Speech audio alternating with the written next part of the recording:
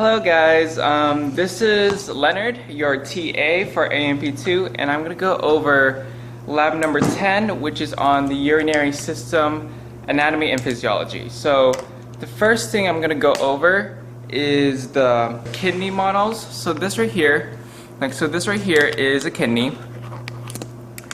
And first thing what we have is the renal capsule, which is the outside layer of the kidney. So the outside layer here will be called the renal capsule.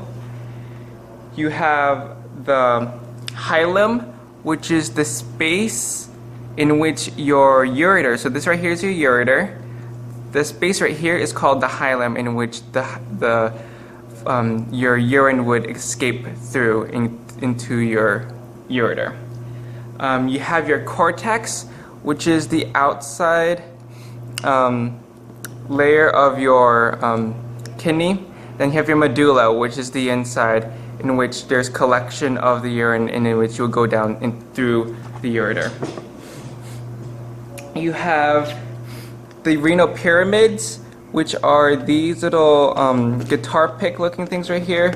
These are called your renal pyramids.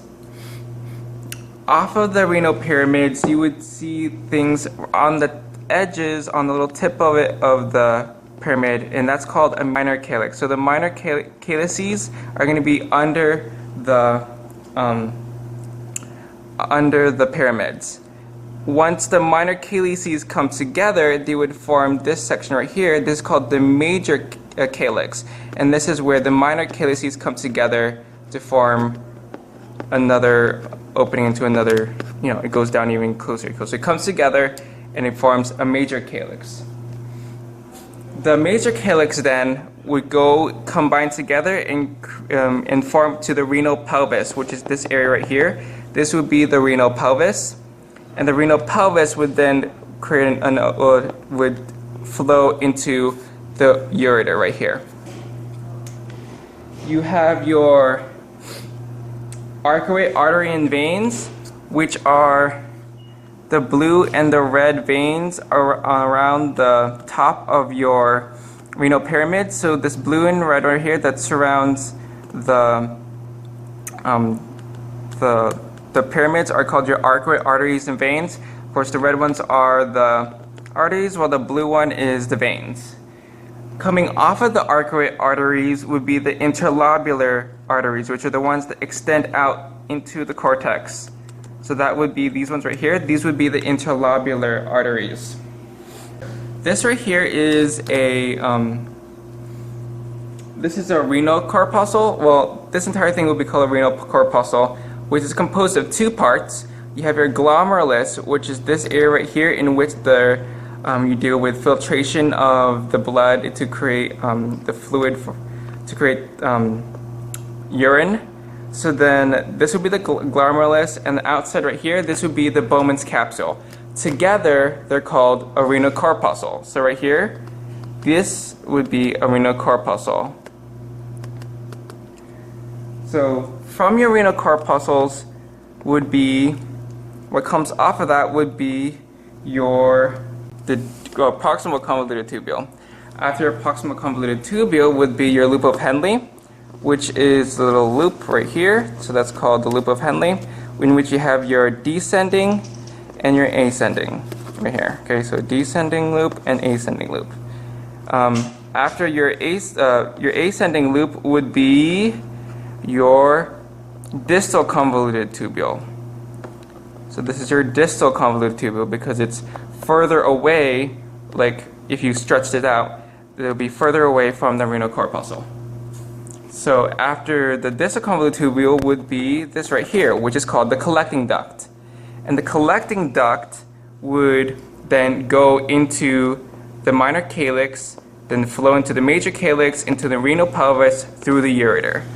So the order is, from the renal corpuscle, you have the proximal convoluted tubule, through the loop of Henle, to the distal convoluted tubule, into the collecting duct, and the collecting duct would then go into the minor calyces. This right here is the triple injected kidney, in which it shows the three different types of tubes that goes through the kidney. So first you have is the arteries, which would be the red parts. So anything that's dyed red on the kidney would be arteries. Anything that's blue would be the veins, while the yellow would be the collecting ducts and the associated structures. So that's pretty much the triple injected kidney. Yeah. Love. Come on. There we go. Ugh. Okay. This would be what you're gonna look at right now is the preserved kidney, which are these things right here. So move it closer. Okay. So the first thing that you need to know, of course, is the renal capsule, which would be the outside part of the kidney, would be the renal capsule. You have the cortex, which is the outside of the kidney, while the middle part of the kidney would be called the medulla, in which the urine would collect together and then go in through the ureter. So the hilum, as I told you, is the space right here between these two right here. So this space right here is called the hilum, and that's where the ureter would come between. So this is the hilum. You have the renal pyramids, which are, if you can see here, here's a pyramid. This is a renal pyramid. Here's another renal pyramid. They're not going to be like perfectly shaped similar to the models, but they do have a somewhat triangular shape. So these would be the renal pyramids. You have the minor calyx and the major calyx. So the minor calyx comes right at the base of the renal pyramid. So this is the end of a renal pyramid. This right here would be the minor calyx, and then further down right here would be the major calyx.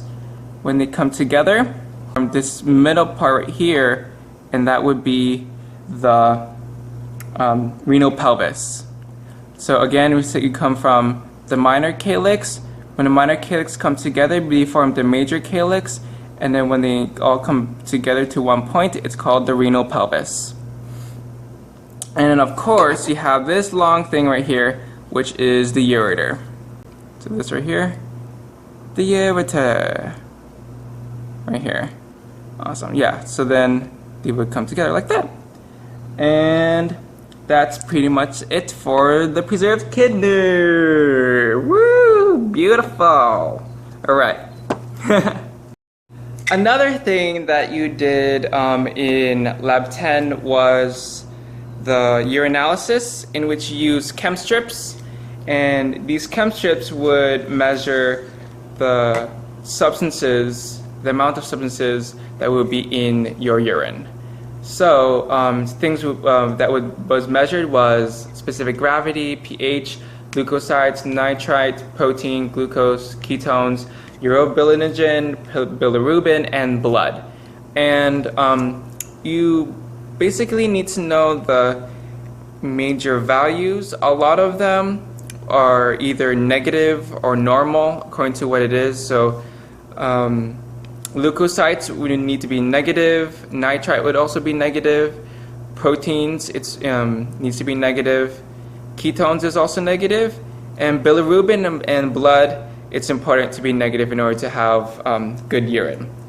Other stuff that needs to be normal, that would have the title normal, would be glucose and urobilinogen. It's a really hard word to say, but yeah, glucose and urobilinogen need to have a normal measurement of those specific type of substances. The pH of urine, normally it should be a neutral pH, normally around 7-ish would be a proper pH for urine. And the specific gravity. Specific gravity needs to be pretty low, either like 1.005-ish or 1.01 or anywhere in this little blue region right here. You don't want it way over here. So all of these were measured when you did a clean catch, and if you remember what a clean catch was, when you peed a bit into a bowl. It's weird talking about this on YouTube. It's so weird. Anyways, you pee into a bowl, and then once you pee into the bowl a little bit, you put the cup and you gather up the rest of your urine. So you don't do the initial stream of urine. You do after the initial stream of urine, you gather the rest of it, and that's how you would. That's the type of urine that we would use for the Chem Strip tests. And you would put these Chem Strips into the urine for approximately 60 seconds, and then from that you'll be able to measure the specific substances that will be found in urine. And yes, that would be it for Lab 10. Awesome.